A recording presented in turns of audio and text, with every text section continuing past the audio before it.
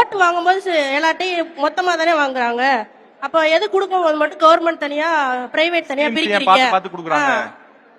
Okay okay, private ஸ்கூலுக்கு எதுக்கு நீங்க வந்து கட் ஆஃப் கொடுக்க மாட்டேன் 7.5 கொடுக்க மாட்டேன்னு சொல்லிட்டு கேக்குறீங்க. 7.5 எதுக்கு கொடுக்குறா? உங்கள்ட்ட பிரைவேட் ஸ்கூல்ல காசு கட்டி படிக்க முடியற அளவுக்கு உங்கள்ட்ட பணம் இருக்கிறப்ப உங்களுக்கு எதுக்கு 7.5 தேவைப்படுது? திரும்ப சொல்லு தம்பி, திரும்ப சொல்லுங்க. ஷாம், நீங்க உங்க ஸ்டைல கேளுங்க, உங்க ஸ்டைல கேளுங்க. ஷாம் கேளு கேளு கேளு, அவன் நல்லா சொல்றான் தம்பி. கேளுங்க கேளுங்க தம்பி. பிரைவேட் ஸ்கூல்ல பணம் கட்டி படிக்கிற அளவுக்கு உங்ககிட்ட வசதி இருக்கிறப்ப உங்களுக்கு எதுக்கு 7.5? கேட்டுச்சா மாணவி? நீங்க கொஞ்சம் ஃப்ரண்ட்ல வாங்க. கேட்டுச்சா? நீங்க வாங்க சீக்கிரம் கொடுங்க, நீங்க பதில் வாங்குங்க. பாய்ஸ் டீம் வின் பண்ணிட போல இருக்கு. இப்ப இல்ல ஒரே பதில தம்பி தூக்கி சாப்பிட்டா பாய்ஸ் டீம் வின் பண்ண போல இருக்கு. அந்த 1 லட்சம் கேஷ் பிரைஸ் யாருக்கு போகுதுன்னு தெரியலையே. இப்ப சொன்னல எல்லாருக்கும், இந்த மாணவிக்கு மட்டும் இல்ல எல்லாருக்கும் கேக்குற மாதிரி திருப்பி சொல்லு. 7.5 வேணுங்கிறிய. பிரைவேட் ஸ்கூல்ல பணம் கட்டி படிக்கிற அளவுக்கு உங்ககிட்ட வசதி இருக்கும்போது எதனால உங்களுக்கு 7.5 தேவைப்படுது? கேட்டுச்சா? வசதி இருக்குன்னா அவங்க கொஞ்சம் வேலை பார்த்து பிள்ளை நம்ம இப்படி படிச்சுட்டோம், பிள்ளைங்களாவது ஸ்கூல்ல போய் கொஞ்சம் நல்ல எஜுகேஷன் வந்து நல்லா இருக்கிறதால கொஞ்சம் பிரைவேட் ஸ்கூல்ல சேர்ப்போம் அவங்களோட தாட்டு. சரி, காலேஜாவது பிள்ளைங்களை ஃப்ரீயா படிக்க வைக்கணும்னு ஒரு பேரண்ட்ஸோட ஒரு ஆசை. அவளை காலேஜாவது ஃப்ரீயா கவர்மெண்ட் கொடுக்குமா அப்படி ஒரு ஆர்வத்துல அவங்க அதை எதிர்பார்க்கறாங்க. இப்ப எதிர்பார்க்கறதுனால ஒண்ணு இல்ல, அதை கொடுக்க தானே கட்சி இருக்கு. நீங்க எதிர்பார்க்கறதா? தங்கச்சி சொல்ற கேள்வி நல்லா புரிஞ்சுக்கோங்க. எங்க அப்பா அம்மாவும் ஏழை தான், எங்க அப்பா அம்மாவும் பெரிய பணக்காரங்க கிடையாது. நான் தான் படிக்கல, என் பையனாவது இல்ல என் பொண்ணாவது நல்லா படிக்கணுங்கிறத கையில காதுல இருக்கிறத இல்ல ஒரு நிலத்தை அடமானம் வச்சு வீட்டை அடமானம் வச்சு ஃபீஸ் கொஞ்சம் கொஞ்சமா கட்டி பிரைவேட் ஸ்கூல்ல படிக்க வைக்கிறோம். ஏன்னா பிரைவேட் ஸ்கூல்ல படிச்சா கொஞ்சம் நல்ல தரமான கல்வி கிடைக்கும், இங்கிலீஷ்ல நல்லா பேசுவாங்க, அந்த மாதிரிலாம் நினைச்சு படிக்க வைக்கிறாங்க. அப்படி கடன் வாங்கி படிக்க வைக்கிற ஒரே காரணத்தினால நாங்கெல்லாம் பணக்காரங்கன்னு எங்களுக்கு நீங்க இடஒதுக்கீடு கொடுக்காம போறது நியாயமா? 7.5 எங்களுக்கு ஏன் இல்லைன்னு கேக்குறாங்க. அப்படிதானமா? அப்ப கவர்மெண்ட் ஸ்கூல்ல தரமான கல்வி இல்லைன்னு சொல்ல வரீங்களா? டாபிக் வேற போயிடுச்சு. தரமான கல்வி இல்லைன்னு சொல்ல, தரமான கல்வி இருக்கு. அவங்களோட பேரண்ட் டிசிஷன். அவங்க வந்து நம்ம பொண்ணு கவர்மெண்ட் ஸ்கூல்ல படிக்கட்டுங்கிற அவங்களோட தனிப்பட்ட விருப்பம். அதை நம்ம கேட்க கூடாது. குடுக்கிற சலுகைய காமனா கொடுக்கணும், இவங்களுக்கு பிரிச்சு கொடுக்க கூடாது. அதை பத்தி தான் நான் பேசுறேன். வாங்க இங்க வாங்க, ஃப்ரண்ட்ல வாங்க. பிரைவேட் ஸ்கூல்ல படிச்சிட்டு 7.5 கேக்குறீங்க, நீங்க கவர்மெண்ட் ஸ்கூல்ல படிச்சிட்டு 7.5 கேட்கலாமே. ஏன்னா அங்கேயே 7.5 கொடுக்குறாங்க. யார் பேசுறீங்க? நீங்க பிரைவேட் ஸ்கூல்ல செலவு பண்ணி படிச்சிட்டு 7.5 கேக்குறதுக்கு கவர்மெண்ட் ஸ்கூல்ல படிச்சிட்டு 7.5 எடுத்துட்டு போக வேண்டியதானே? இல்ல மேம், இப்ப வந்து பிரைவேட் ஸ்கூல்ல படிச்சிட்டு 7.5 கேக்குறாங்க, கவர்மெண்ட் ஸ்கூல்ல படிச்சிட்டு 7.5 எடுத்துக்க வேண்டியதானே? பிரைவேட் ஸ்கூல்ல நீங்க செலவு பண்ணி படிச்சிட்டு அதுக்கப்புறம் நீங்க 7.5 கேக்குறதுக்கு கவர்மெண்ட் ஸ்கூல்லே படிச்சீங்கன்னா உங்களுக்கு 7.5 தர போறாங்க. என்கிட்ட ரெண்டு கேள்வி இருக்கு. இப்ப பொதுவா பிரைவேட் ஸ்கூல்ல இங்கிலீஷ் கொஞ்சம் நல்லா சொல்லி தராங்க, இல்ல சப்ஜெக்ட்லாம் கொஞ்சம் தனியா கான்சன்ட்ரேட் பண்றாங்க, எல்லா கவர்மெண்ட் ஸ்கூலும் தரமான ஸ்கூலா இல்ல நல்லா சொல்லி கொடுக்குற ஸ்கூலா இல்லன்னு பேரண்ட்ஸ் கிட்ட ஒரு பார்வை இருக்கு. அது சரியா இல்லையாங்கிறத உங்களுடைய மனசாட்சிக்கே விட்டுறேன். கவர்மெண்ட் ஸ்கூலை விட பிரைவேட் ஸ்கூல்ல கொஞ்சம் நல்லா சொல்லி தராங்க அப்படிங்கிற ஒரு பார்வை இருக்கு. அது உண்மையா பொய்யாங்கிறத உங்க மனசாட்சி விட்டுறேன், நான் இது கருத்து சொல்லல.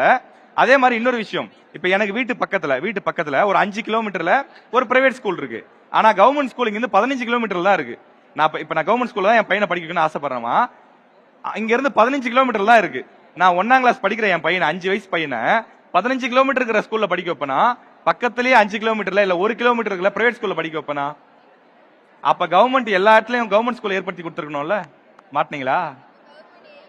சரி, ஓகே, உங்க கருத்து நல்ல கருத்து, நான் சும்மா கேக்குறேன், அவ்வளவுதான். இன்னும் இந்த தம்பி இன்னொரு கருத்து ஆக்சுவலா வேற ஆங்கிள் சொல்றாப்ல. தம்பி ஃப்ரெண்ட், அவங்க எல்லாரும் கேக்குறாங்க வந்து 7.5 வந்து குடுக்குறாங்க, காமனா கொடுக்காம ஏன் கவர்மெண்ட் ஸ்கூலுக்கு மட்டும் கொடுக்குறாங்க அப்படின்னு கேக்குறாங்க. இப்ப நம்ம எல்லாருக்குமே தெரியும், பேசிக்கா என்ன ஒரு பார்வை இருந்துச்சு அப்படின்னா, பிரைவேட் ஸ்கூல்ல படிக்கிறவங்க நல்லா படிப்பாங்க, ஹை ரேஞ்ச் மார்க் எடுப்பாங்க அப்படின்னு ஒரு பார்வை இருந்துச்சு. கவர்மெண்ட் ஸ்கூல்ல படிக்கிறவங்க லோவா தான் படிப்பாங்க, மீடியமான மார்க் எடுப்பாங்க அப்படின்னு ஒரு பார்வை இருந்துச்சு. ஸோ அப்ப இந்த பார்வையை வந்து போக்கணும், கவர்மெண்ட் ஸ்கூல்ல வந்து மாணவர்கள் சேர்க்கை அதிகமாகணும், கவர்மெண்ட் ஸ்கூல் வந்து பெருகணும், அதோட இம்ப்ரூவ்மெண்ட் வந்து ஹை பண்ணணும் அப்படிங்கறதுக்காக என்ன பண்ணாங்கன்னா இந்த மாதிரி சலுகைகள் கொடுக்க ஆரம்பிச்சாங்க. இப்ப இவங்க கேட்கற மாதிரியே பிரைவேட் காலேஜ் கொடுத்தா இந்த மாதிரி சேர்ற மாணவர்கள் என்ன பண்ணுவாங்க, எல்லாம் காமனா தானே இருக்கு, அப்ப நம்ம என்ன நல்லா படிக்க வைப்போம் சொல்லி எல்லாரும் பிரைவேட் காலேஜ்ல கொடுத்தாங்க அப்படின்னா மாணவர்களோட எண்ணிக்கை வந்து கவர்மெண்ட் ஸ்கூல்ல உள்ள மாணவர்கள் எண்ணிக்கை ரொம்ப குறைஞ்சிட்டே போகும். ஒருவேளை நீங்க குறைஞ்சுக்கிட்டே போச்சு அப்படின்னா நிறைய ஸ்கூல்கள் வந்து லாக் பண்ற மாதிரி வந்துடும். ஏன்னா இப்ப உங்களுக்கே தெரியும், நம்ம ஏரியால உள்ள வந்து நிறைய ஸ்கூல் வந்து லாக் பண்றாங்க. ஏன்னா இங்க வந்து கவர்மெண்ட் ஸ்கூல்ல படிக்க பிள்ளைங்களே இல்ல, மாணவர்கள் சேர்க்கை இல்ல, ரொம்ப கம்மியா இருக்கு, அவங்களுக்கு வந்து ஆசிரியர்கள் வந்து இதுக்காக நம்ம இது பண்ண முடியாது அப்படிங்கறதுக்காக லாக் பண்றாங்க. சோ நம்ம என்ன சொல்றோம்னா, குறைஞ்சது ஒரு கிராமத்துல கண்டிப்பா தொடக்க கல்வியாவது இருக்கு ஒவ்வொரு கிராமத்துக்கும்.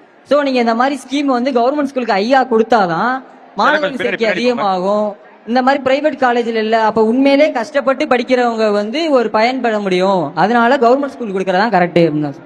இப்ப 7.5 பத்தி எல்லாருக்கும் கருத்து இருக்கலாம். ஆனா ஒரு 4 கேர்ள்ஸ் முன்னாடி வந்து தைரியமா பேசினாங்க, ஒரு 4 பாய்ஸ் முன்னாடி வந்து பேசினாங்க. அவங்க 2 பேருக்கு முதல்ல ஒரு பெரிய கிளாப் பண்ணுங்க. அவங்க மட்டும்தான் தைரியசாலிகள். மீதி எல்லாரும் நான் சொல்லவே விரும்பல. உங்க எல்லாருக்கும் ஒரு கருத்து இருக்கு, நீங்க அதை தைரியமா வந்து சொல்லிருக்கணும். ஆனா சொல்லல. 4 பேர் ஒரு நல்ல ஆப்பர்ச்சுனிட்டி கரெக்டா யூஸ் பண்ணிட்டாங்க. இப்ப 7.5 பத்தி நம்மளுக்குள்ள ஒரு கருத்து இருக்கு, 2 விதமான கருத்து இருக்கு. இப்ப அதை பத்தி ஒரு சுருக்கமா ஒரு விளக்கம் தர போறேன்.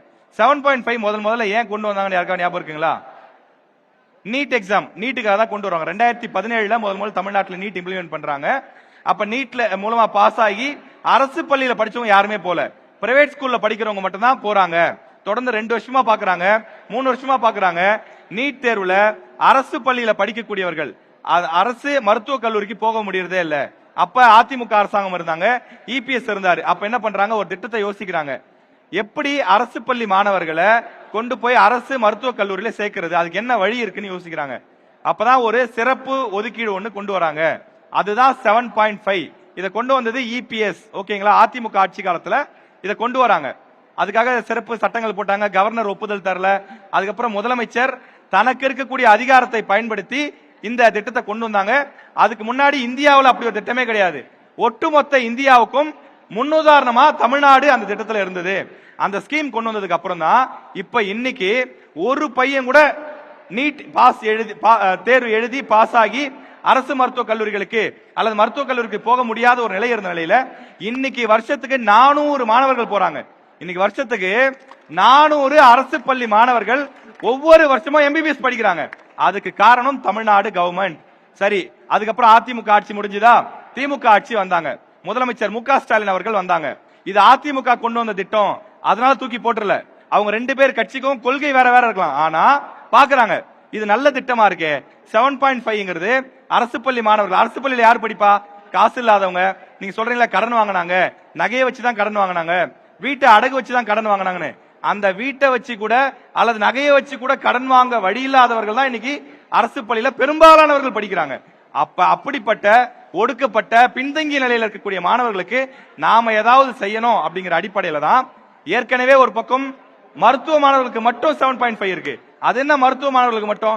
நான் எல்லா ப்ரொஃபஷனல் கோர்ஸ்க்கும் மாத்திரேன்னு சொல்லி இன்ஜினியரிங், அதே மாதிரி பாத்தீங்கன்னா இது லா, அக்ரிகல்ச்சர், இந்த மாதிரியான நிறைய ப்ரொஃபஷனல் கோர்ஸுக்கு 7.5 அப்படிங்கிற விஷயத்த முதலமைச்சர் மு க ஸ்டாலின் அவர்கள் கொண்டு வந்தாங்க. அப்ப அதிமுக அரசாங்கம் திமுக அரசாங்கம் 2 அரசாங்கமும் கொள்கைகள் வேறு வேற இருந்தாலும் தமிழ்நாட்டு மாணவர்கள், ஏழை மாணவர்கள், அரசு பள்ளி மாணவர்கள் பயன்பெறணுங்கிறதுல ரொம்ப உறுதியா இருந்திருக்காங்க அப்படிங்கறத நம்ம தெரிஞ்சுக்கணும். 2 முதல்வர்களுக்குமே நம்ம சேர்ந்து ஒரு பெரிய கிளாப்ஸ் கொடுத்துடலாமா? நல்லா புரிஞ்சுக்கணும். 7.5 அப்படிங்கிறது ஒரு சலுகை கிடையாது, அது ஒரு அடிப்படை, அது ஒரு உரிமை. அதை நீங்க நல்லா புரிஞ்சுக்கணும். புரியுதா? யார் வந்து ரொம்ப பின்தங்கிய நிலையில இருக்காங்களோ, இப்ப நம்ம ஒரு அரசு பெரும்பாலும் காசு இருக்கிறவங்க தான் பிரைவேட் ஸ்கூல்ல படிக்கிறோம். நம்மளால ஒரு வருஷத்துக்கு நம்ம பேரண்டால ஒரு 30,000 கட்ட முடியுது, ஒரு 50,000 கட்ட முடியுது அப்படிங்கிறவங்க தான் பெரும்பாலும், எல்லாரும் நான் சொல்ல பெரும்பாலும் அரசு பிரைவேட் ஸ்கூல்ல சேர்க்கிறாங்க. ஆனா என்னால 10,000 கூட வருஷத்துக்கு கட்ட முடியாது அப்படிங்கிற நிலையில இருக்கிறவங்க தான் பெரும்பாலும், கடன் வாங்க முடியாது அப்படின்ற நிலைமையில இருக்கிறவங்க தான் அரசு பள்ளியில சேர்க்கிறாங்க. அவன்கிட்ட காசு இல்லைங்கிறதுக்காக அந்த பையனை நம்ம விட்டுறலாமா? விட்டுறக்கூடாது இல்ல. அவனையும் ஒரு டாக்டராக, ஒரு பொறியாளராக, ஒரு சட்ட மேதையாக மாற்றணும்ல. அதை ஒரு அரசாங்கம் யோசிக்கணும்ல. அதை தான் 2 அரசாங்கங்களும் யோசிச்சிருக்கு, 2 முதலமைச்சர்களும் யோசிச்சு நமக்கு அந்த திட்டத்தை கொடுத்திருக்காங்க. 7.5 பத்தி நீங்க பாய்ஸ் கேர்ள்ஸ் 2 பேருமே படிச்சு இன்னும் நிறைய விஷயம் தெரிஞ்சுக்கணும்னு ஆசைப்படுறேன். 7.5 நீங்க சொல்ற மாதிரி எல்லாருக்கும் கொடுக்க முடியாது. கவர்மெண்ட் ஸ்கூல்லயே படிச்சாலும் எல்லாருக்கும் கொடுக்க முடியாது. எப்படி கொடுக்க முடியும்? ஒரு ஓட்ட போட்டி வைக்கிறீங்க, 3 பேர் எதுக்கு செலக்ட் பண்றோம்? 3 பேர் தான் நல்லா ஓடுறாங்க, அவங்க தானே அதுல திறமையா இருக்கிறாங்க. இன்னொரு பையன் கபடியில பெரிய ஆளா இருக்கலாம், இன்னொரு பையன் ஃபுட்பால்ல பிளேயரா இருக்கலாம், பெரிய ஆளா இருக்கலாம். அவனுக்கும் நீங்க வந்து ரன்னிங்ல வந்து இடஒதுக்கீடு கொடுங்கன்னா அது எப்படி சரியா இருக்கும்? யார் யாருக்கு எதுல தகுதி இருக்கிறதோ அல்லது விருப்பம் இருக்கிறதோ, அரசு பள்ளியில படிக்கிற எல்லாருக்கும் 7.5 கொடுத்துட்டா அப்ப மத்தவங்களுக்கு சீட்டே கொடுக்க முடியாது, எல்லாத்துக்கும் அரசு பள்ளி மாணவர்களுக்கே போயிடும். அப்படி இல்ல, அதுல யார் ஆர்வமா இருக்காங்களோ, அதுல யார் நல்ல மதிப்பெண்கள் வாங்குறாங்களோ அவங்களுக்கு அடையாளம் கண்டு அரசாங்கம் கொடுக்குது. அந்த அதிக மதிப்பெண் எடுக்காத மாணவருக்கு வேறொரு துறையில திறமை இருக்கலாம். அவர் மருத்துவராக தான் ஆகணும்னு அவசியம் கிடையாது. அவர் பொறியாளர் ஆகலாம், வேளாண் துறையில போகலாம், அல்லது சட்டக்கல்லூரிகளுக்கு போகலாம், அதுல அவருக்கு ஆர்வம் இருக்கலாம். சரியா? அதனால யார் நிறைய மதிப்பெண் இருக்கிறாங்களோ அவங்களை அடையாளம் கண்டுபிடிச்சு கவர்மெண்ட் கொடுக்குறாங்க. கவர்மெண்ட் கொடுப்பது, திரும்பவும் சொல்றேன், அது சலுகை கிடையாது, அது உரிமை. அதை நீங்க புரிஞ்சுக்கணும். சரியா?